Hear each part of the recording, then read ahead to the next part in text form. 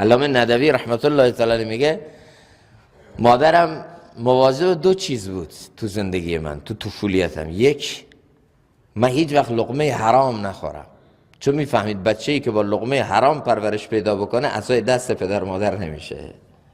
بچه‌ای که با لقمه حرام پرورش پیدا بکنه این بچه افتخار آفرین برای پدر و مادر نمیشه.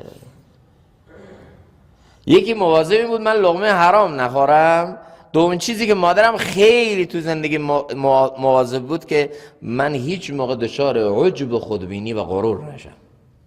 خیلی مواظب بود، تذکر میداد این برخوردت خوب نبود، این برخوردت زشت بود، این برخوردت با این طبقه جامعه درست نبود. با علما باید متواضعانه برخورد کنی، کفش علما رو باید راست کنی، ریش سفیدا باید اینطوری احترام بگذاری، فلان جا تو رفتارت باید مواظب باشی، مهمان رو باید اینطوری اکرام بکنی، نمیدونم فلان کلمه‌ای که تو اونجا گفتی فخ فروشی بود، از اون کلمه باید توبه کنی به درگاه الله. میگم قد مواظب بود. این دوتا چیز خصوصا مادرم خیلی مواظب بود. بعد این بچه شد یه چهره جهانی مطرح و یه افتخار، نه تنها برای خانوادهش، برای کل امت.